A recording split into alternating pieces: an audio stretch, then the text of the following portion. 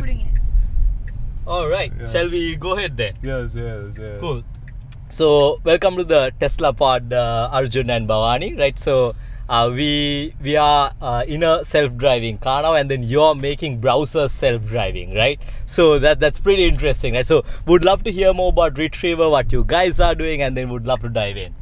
Yeah, thank you so much for the opportunity for the podcast. We saw the previous episodes, looks super interesting.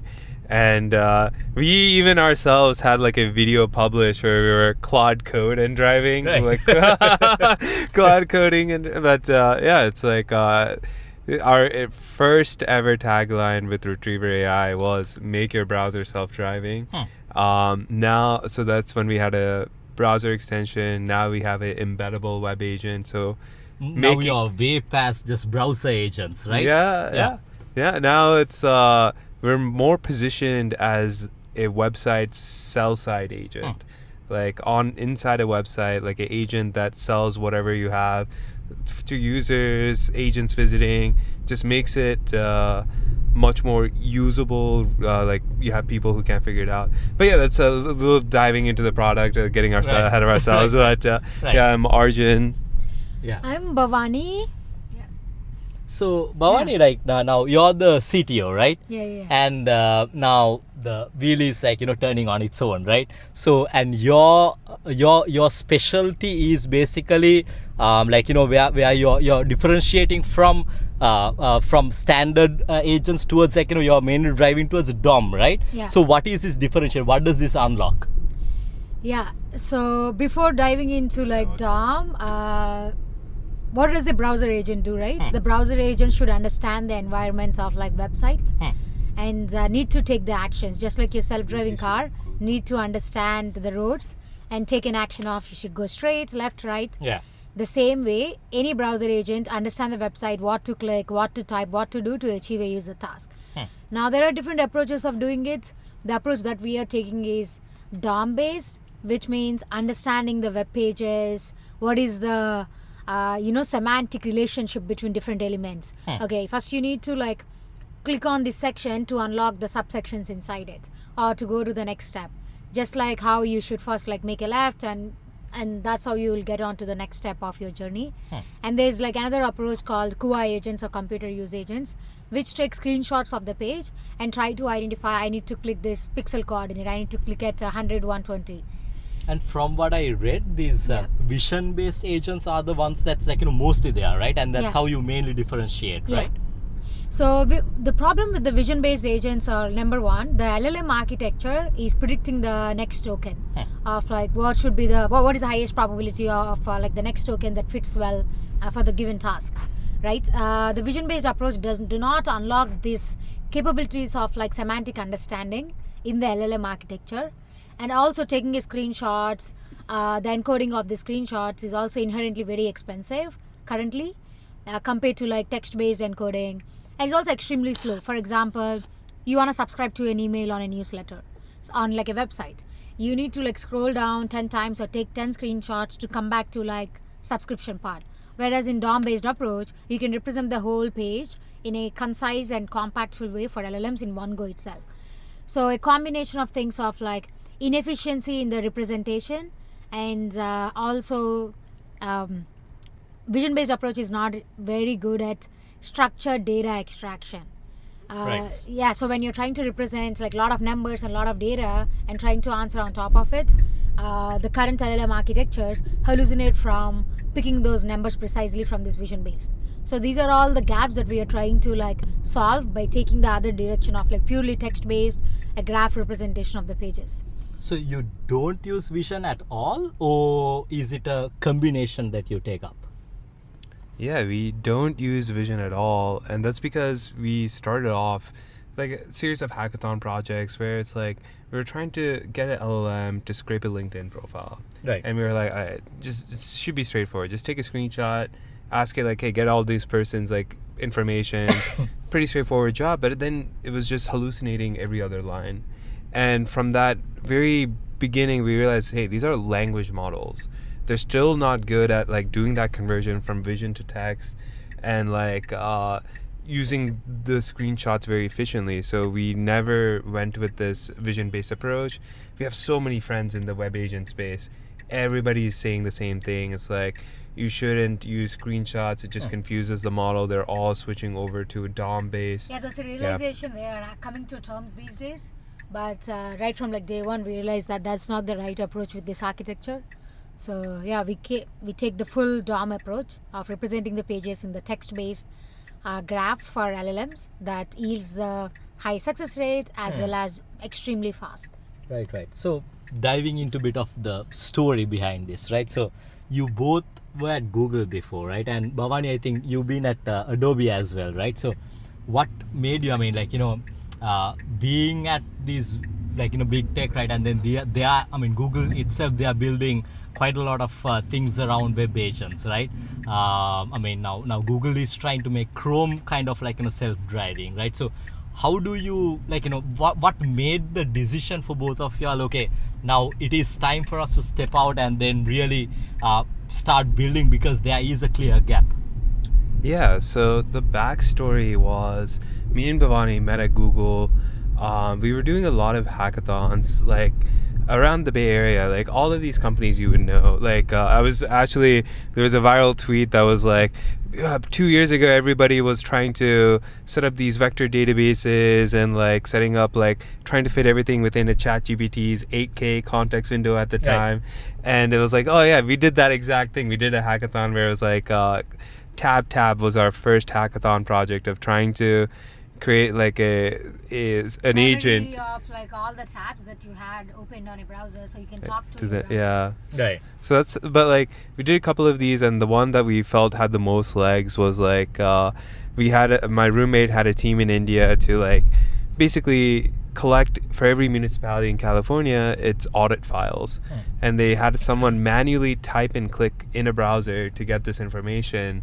We're like, okay, this is like seems like a very valuable and seems like something an agent should be able to do. And we built an agent that was able to do this, to navigate the web, extract the information.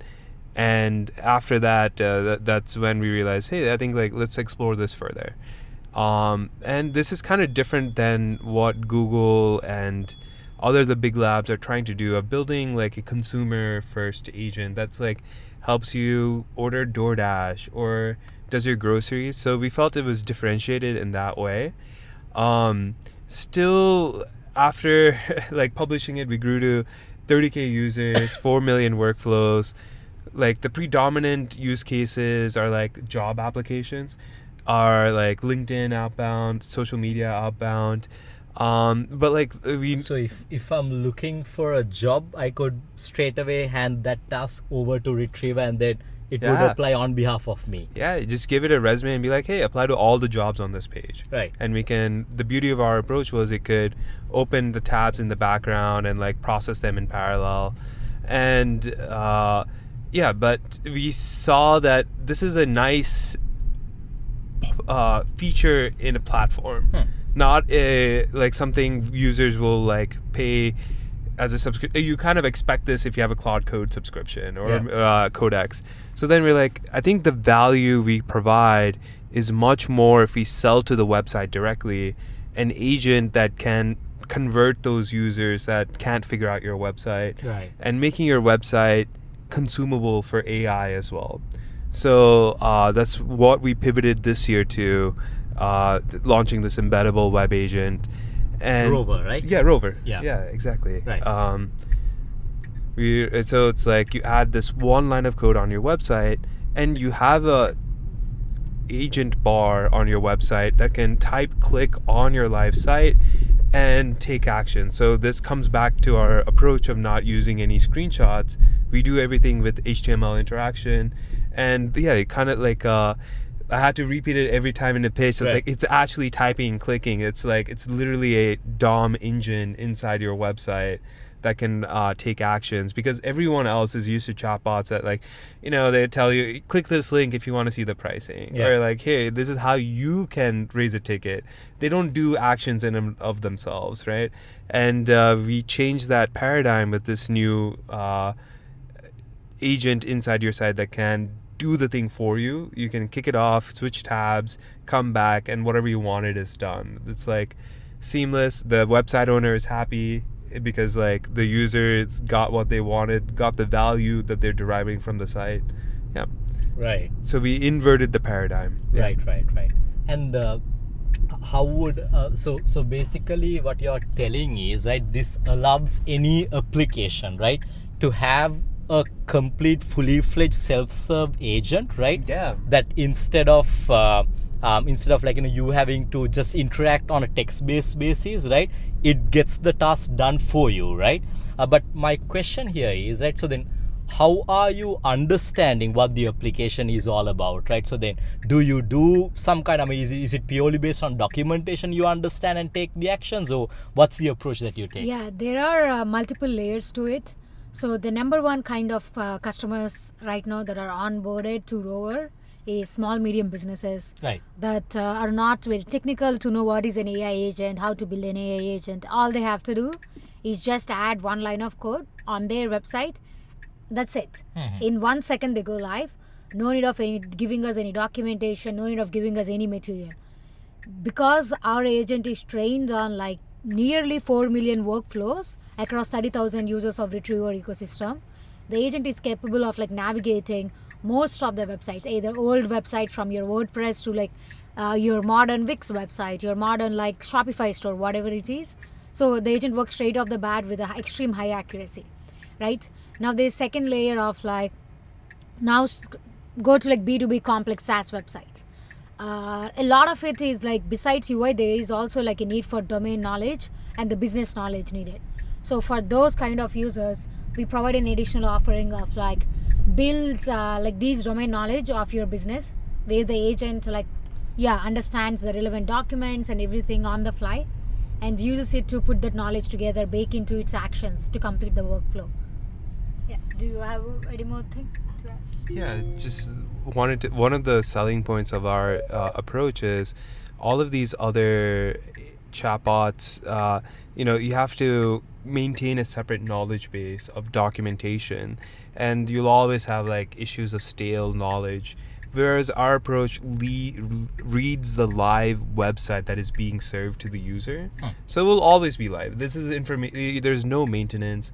It is just like reusing your existing infrastructure you sell to humans to sell to AI, as well as like allowing those humans to use your site agentically.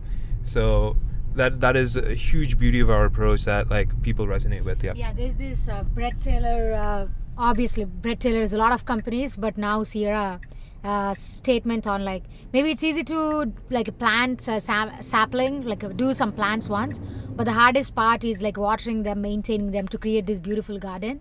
The same applies with any AI and agents, right? Maybe you can, if you have a small website, you build an agent once or put some documents once, but the difficulty arises to like maintaining it. Your website changes all the time, especially with vibe coding these days. People are shipping every second or every minute. And if you are building this agent very tightly coupled with this documents or backend or even changes on your website, you need to like go ahead and update it all the time, make sure it's backward compatible, all those things. And the best part of like Retriever is you can hand off all those things to us. So Rover understands your website real time at that second. So no need of any maintenance, no need of any like going updating it or anything. It works real time on the fly. Right. And this is what is provided to most of the users, and there's like lots of customizations of bringing your own tool. Say for example, some users be like book a demo. Rover does the demo, but it can also trigger maybe your Slack message. Hey, this user booked the demo right now. He's a warm lead. Go interact with them. Or you can call like another like tools to your HubSpot or whatever it is. So you can also do customizations of connect your tools based on intent of AI and humans visiting your sites, and also like build your own knowledge bases, everything. Yeah. So you spoke about Sierra, right? So Sierra, Finn, right? So all these guys, they are in the customer support space, right? But then what I've seen is like, most of their agents, like, they are still text oriented only, right? So even if you look at Finn as well, right? So but then you're mostly, it's a very action oriented approach that you take up, right?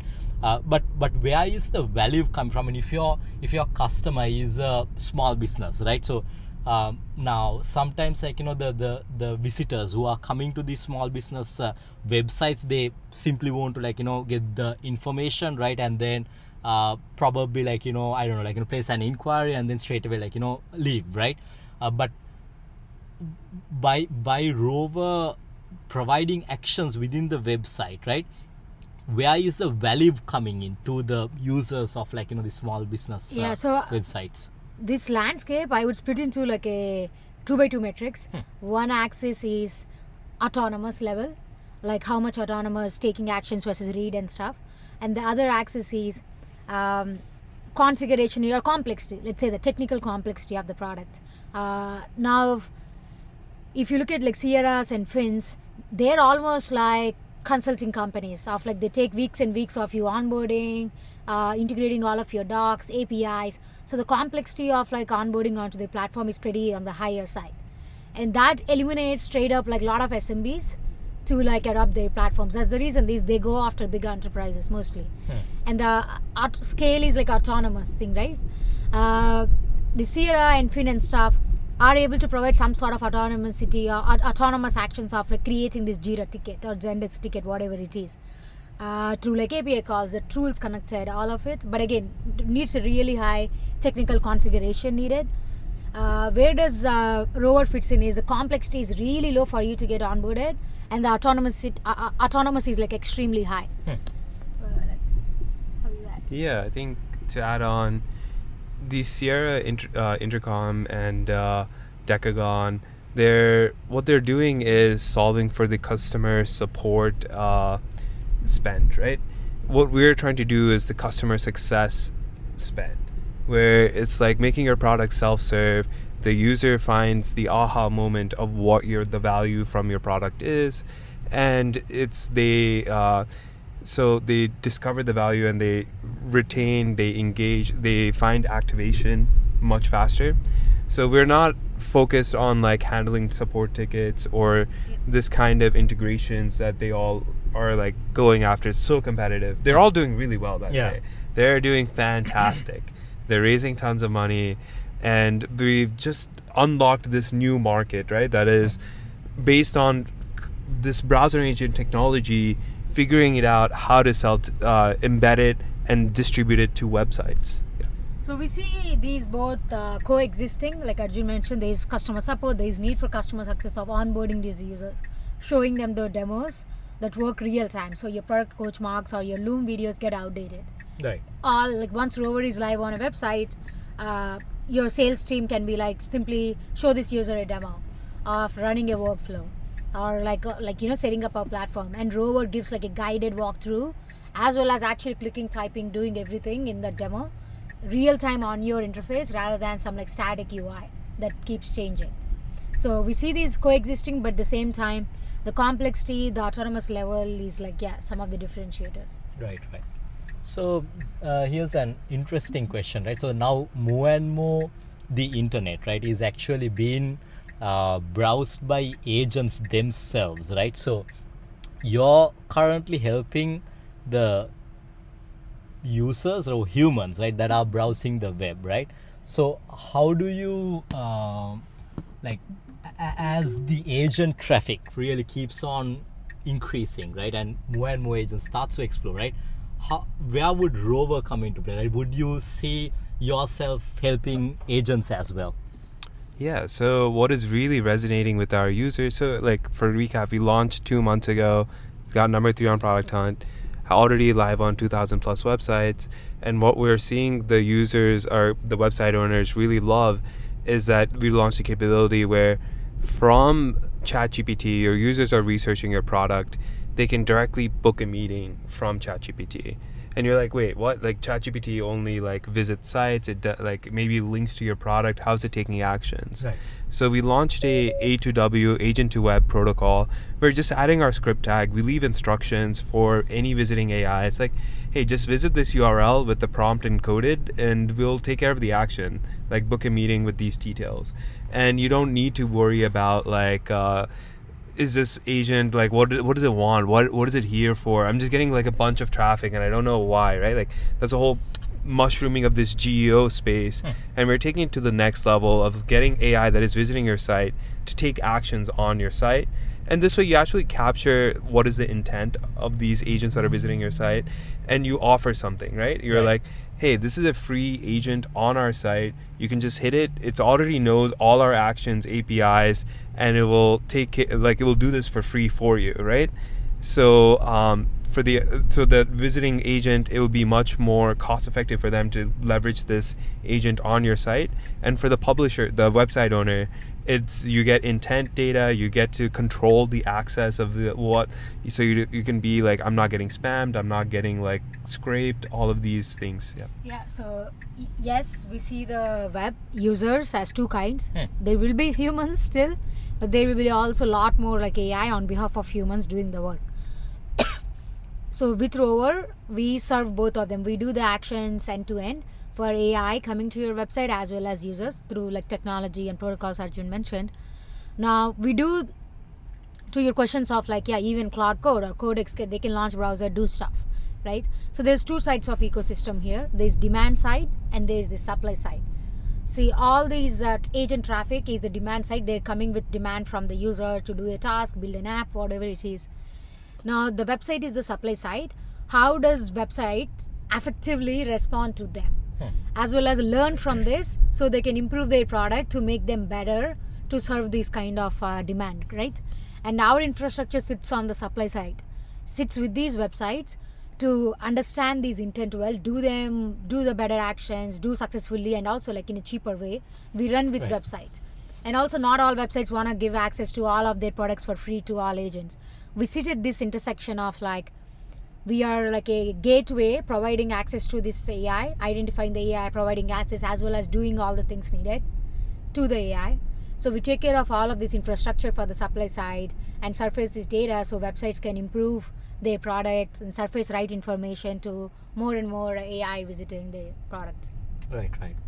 And one of the most interesting things that I read was that the benchmarks that you all have posted, right? So you have 81.4% on WebBench, right? So that's great, right? And then I saw the comparison, like, with all the other models as well, right? So how is, what is broken in this, like, still 18.6% that's there right now? What is broken and what more room for improvement that's there for Retriever? So this WebBench benchmark, history on it, like has around 300 plus tasks, I guess 320 or something, of like doing various sorts of read actions, write actions, or what we call as CRUD on various websites. Right. One of the examples would be like, hey, go to this Airbnb, message a host, and then delete the message.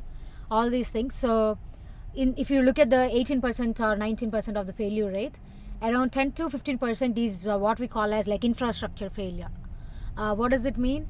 The agent is unable to access specific website. The website blocks, your website has bot detection for JavaScript or things like that.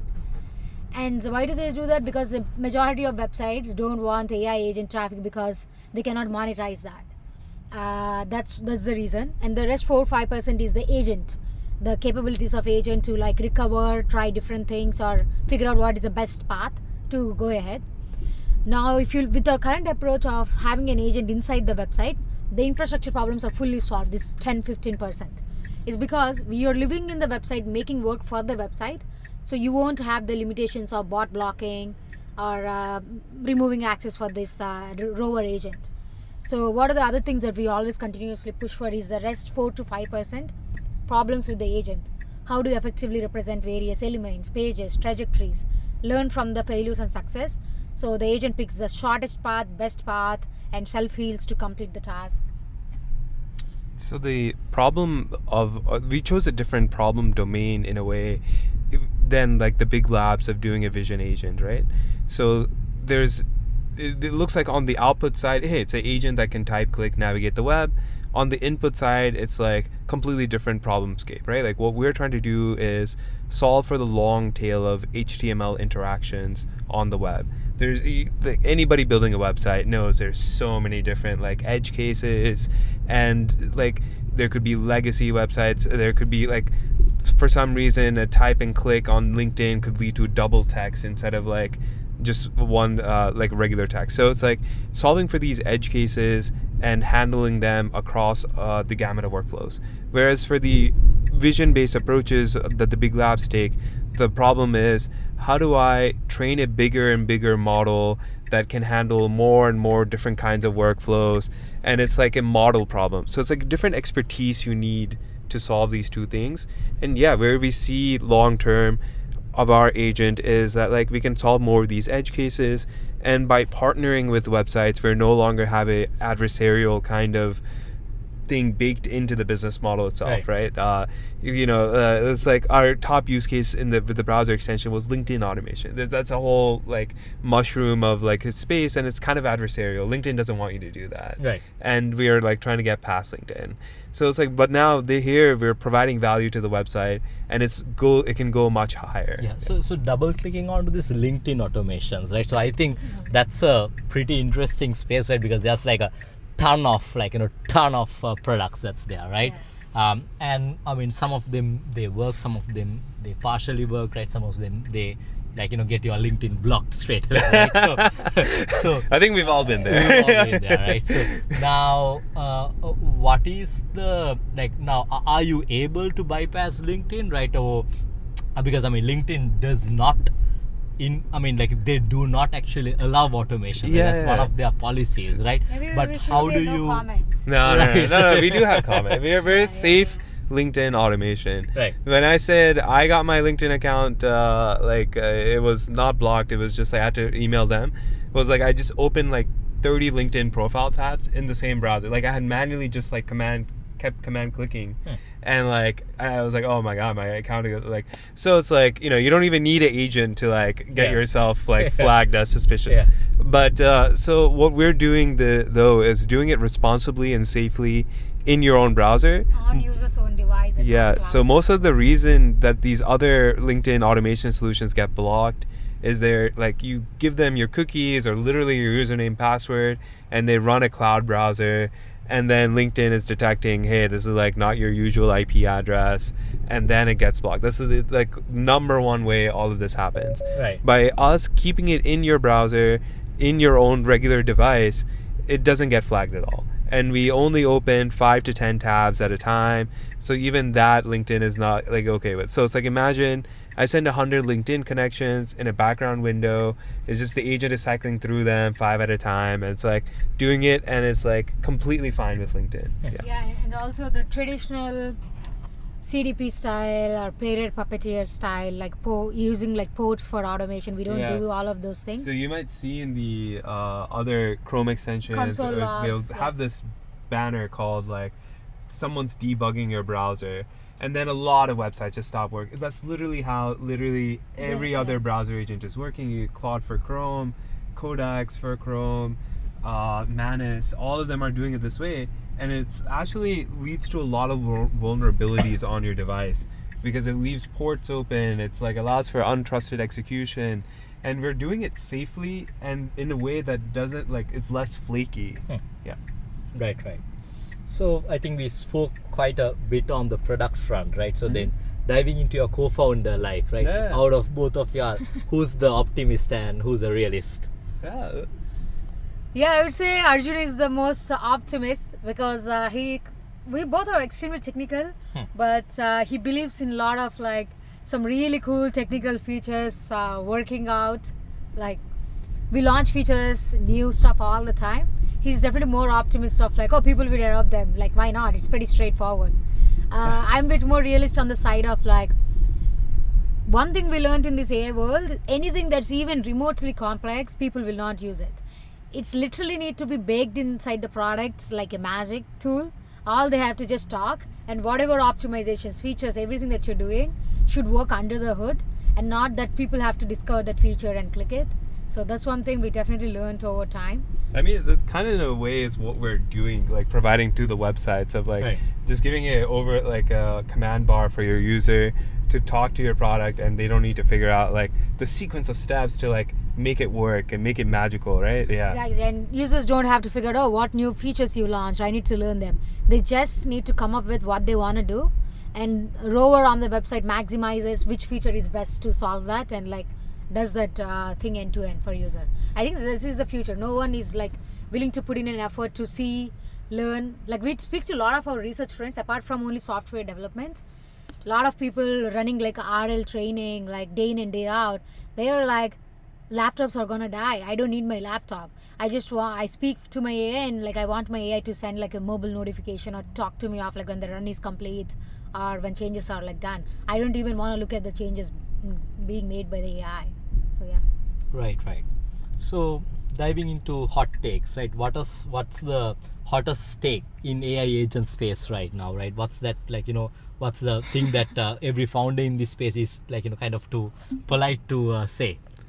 Yeah, I thought like earlier this year my lead take was like, hey, Google is gonna kill it at the foundation model layer, and it's gonna get killed at the application layer. Right. Like there's just because they're just so slow with release cycles. It's just fundamentals of a big business. It's not even like something that like you can be against them. It's just like with the current pace that like you saw Codex and Claude Code, they were iterating like every day, multiple updates. Like the leads were tweeting like nonstop, hey, we just launched this, and they were like fighting at each other, like like incorporating each other's things. And then you see like Google just like, I don't know, like just in the background, everybody forgot about anti-gravity, right? Yeah. It's He's just there now, right? yeah, so that was our hot take. But then, just yesterday, Google I/O happened. Yeah. And I was personally kind of disappointed with not only the application layer releases, I was also disappointed at their foundation model release. I was like, this model is 3 times as expensive and it's like similar performance as before. And I was like, oh, okay, maybe I'm thinking even at the model layer, like they might, get hit. So just to recap what happened at Google I/O, they don't have any like strong foundation model updates yet. Just they've announced only like Flash 3.5. But the biggest problem that we face and community on Hacker News agrees with is they don't have the enough inference TPUs for everyone. So you see a lot of like either 429s or 503s unavailable, even though they claim like the big Google, they're like fast and stuff. I'm sure maybe if it's a dedicated enterprise, they try to give like more inference tied to them. But even as big as Google with their own TPUs, still doesn't have the model availability that's like needed by all these startups and stuff. Right. Another hot take I've got is probably on the hardware devices side. I think all these hardware devices of like are recording from like, I don't want to name startups, but like recording everything that's happening in your life on like a small gadget that you can hold, or all sorts of like Omi style keychains or pendants that you can wear. I think all of them are gonna die. Right. Wow, I didn't know that. Right. You think they are way too overrated right now? Yeah, they are. Whatever job they're trying to like propose is like pretty much done by the existing your mobile, your laptop, which is already. For someone to adopt a wholly new hardware device, it needs to like meet or like do lots more than just like recording or like taking notes, because those are like table stakes that are done by your laptop and phone. So dedicated for that, I don't think it's gonna cut it. Right. Like Google, again, they launched this new glasses, right? It's coming Google glasses as part of Google I/O because of their partnerships with like Monster and other eyewear. They're launching again new eyewear competing with like Meta. And we'll have to see if it's gonna succeed this time. Right. So if there is a founder out there right now trying to scrape the web, right, with say Puppeteer, right? So what would you say to them? I think what we realized this year, it really took off, is we called it vibe hacking. So instead of writing a Puppeteer script, writing a browser, models are gotten so advanced they could just reverse engineer the website's APIs.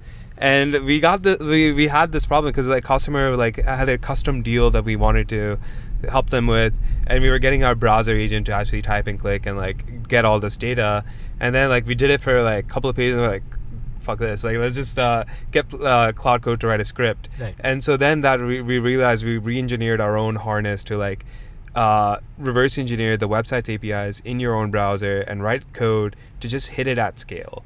And that allows you to do a lot more scale of operations.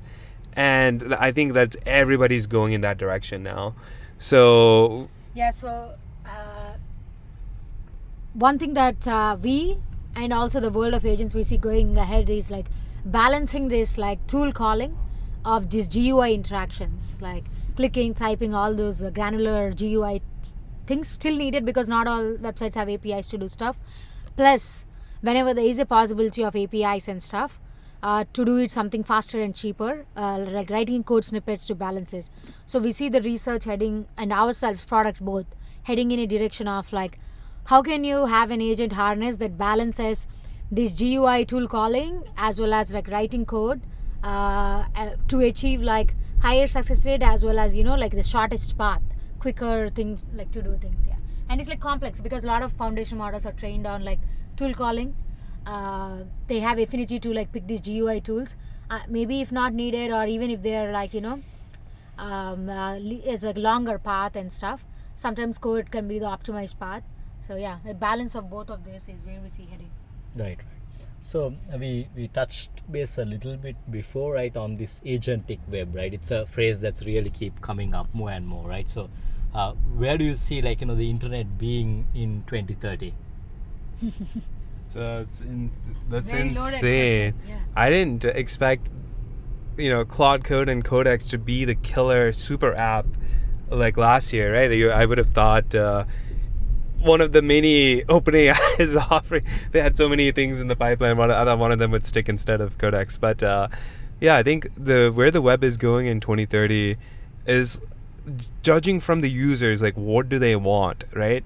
They want to be able to do a lot of things all at the same time, and they want agents to go do those things for them. So the end goal where we're going is like there's a new interface where you just talk to it and it will actually do the interacting with the websites, figure out like negotiate deals for you, or like handle your tasks, right? We gotta like think back, right? Like think a step back. The browser itself was invented 30 years ago. And I think it is about time you have a new interface instead of the browser. But like I do think though the current way of distribution, like how do you discover like a business, right?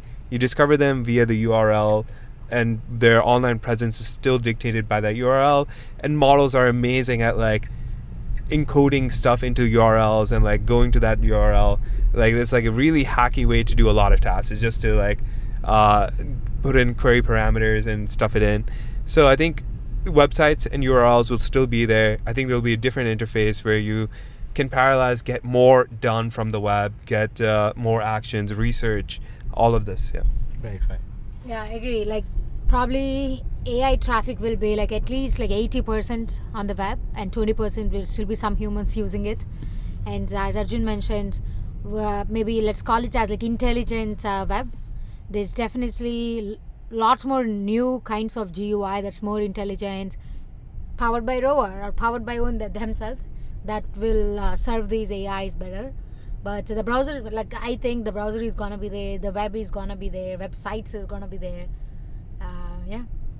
Right, but it's up for quite a transformation now as well, right? So that's a good point, right? So now if there is a founder, right, so who is at Google right now, who's thinking of jumping the ship as you guys did, right, what would you say to them? I mean, like just do it. The only advice I've got is it's you've seen the announcements of Meta layoffs today. If you're watching this today is I don't know, like May 20th. So Meta announced started sacking people from like Singapore today. So it's risky everywhere, yes, but not a lot of times in life you get the opportunity to like double down and implement faster, do faster with just like one man army or two man army, whatever it is, to do stuff. So yeah, now is the time to like take the jump. You'll figure out. Yeah. I would say definitely do more planning, because like Google's ecosystem, right? There is a Google Tech Island where it's like if you've been there long enough, you don't even know how the rest of the world works. It's kind of like what is Next.js, what is React, so it's like I think some of the learnings from our own approach is do a lot of hackathons, build a lot of cool tech, and see what is getting good feedback from like other people, before doubling down on it, and then like keep releasing, build in public, like showing other people and getting feedback instead of just like blindly going wherever you think the cool problems. thing is, Yeah. I was like, I would really not recommend that. Right. Like, I think YC gives that as like release right now. Really, like if you haven't release it. Like, so it's just getting. There's no secret sauces out there. People will figure it out, whatever you've done. Yeah. Especially with the latest coding tools. So it's like, just be in public, build in the community, and collect feedback. Right. So, I mean, one thing that we learned at Founders Inc. as well, right? So, GTFOL, I think, get the fuck out of localhost, right? So, yeah, I mean, just ship it, right, and then see, like, you know, how it lands, right? Yeah. That's kind of the best signal, yeah. So, where do people find you and Retriever? Yeah, we're in all the social platforms. We publish a ton of YouTube videos. You can find it at rtrvr.ai. We're also on LinkedIn. X. Yeah. LinkedIn, X. You can reach out to us anywhere. Our website is tricky, but we got good SEO for you. It's rtrvr.ai. Like your golden retriever, you can like find our energy across all socials. Right, that's awesome. So this has been great, guys. Thanks. Yeah, and we should give a little bit background of the user, like viewers. We met at Llama Lounge. Yes. 24. Llama Lounge 24. What right? was it? Yeah, it was 20. I mean, it was in San Jose. Yeah, it was I in mean, San this was Jose. when we were 25. pitching at Zoom, right? Yeah. 25. Zoom. Yes. No, 25. Yeah. Yeah. I mean, it was in 2025, Yeah. but like I think the number of that's how we met. We had Yeah. booths next to each other. We got talking, and that's how. It's been a and pretty the- fun the- journey, it's right? pretty And journey. afterwards, I think we just kept bumping Right, at each yeah, other yeah, at all yeah. the SEF events, right? Yeah, So- that's what you do when you become a founder. Yeah. You have a founder community. Yeah. Right. So that's awesome, guys. So thanks a lot for the time. Thanks for the opportunity. Thank you, Tesla, for driving. Yeah. All right, thanks, guys. Thank you. That's a wrap. It was great. It was pretty smooth. Right, let's